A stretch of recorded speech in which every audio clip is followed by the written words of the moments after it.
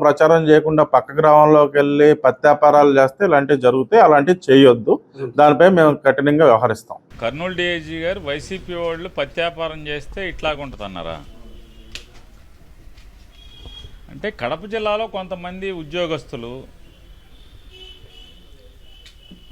ప్రభుత్వం బాబు జాగ్రత్తగా ఉద్యోగం చేసుకోండి అని చెప్పని పంపిస్తే వాళ్ళు ఉద్యోగం చేయటం మానేసేసి వాళ్ళు పత్యాపారం చేయటం వల్ల ఇవాళ ఈ కడపలో జరుగుతున్నటువంటి ఎన్నికల్లో ఈ అరాచకాలు, ఈ అకృత్యాలు, ఈ దాడులు, హింస,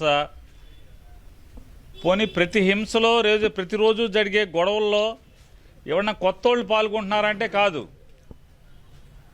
మొత్తం ఎవడైతే మొదటి రోజు దాడిలో ఎవడు పాల్గొన్నాడో, నామినేషన్ రోజు బెదిరింపులు ఎవడున్నాడో, రెండో రోజు గొడవలు ఎవడున్నాడో, రెండో రోజు చంపడానికి ప్రయత్నం ఎవడు చేశాడో, మూడో రోజు ఆడే, అంటే అన్ని గొడవల్లో కూడా వాళ్ళే ఉంటున్నారు. దాని అర్థం ఏంటి? కొంతమంది ఉద్యోగస్తులు కడప జిల్లాలో ప్రస్తుతం ఈ ఎలక్షన్ జరిగే చోట పులివెందుల్లో ఉద్యోగాలు చేయమంటే ఉద్యోగాలు చేయకుండా వాళ్ళు పత్యాపారం చేయటం వల్ల ఇవాళ ఎన్నికల్లో హింస జరుగుతుందనేది మనకు అందరికీ, ప్రజలందరికీ కూడా అర్థమవుతుంది.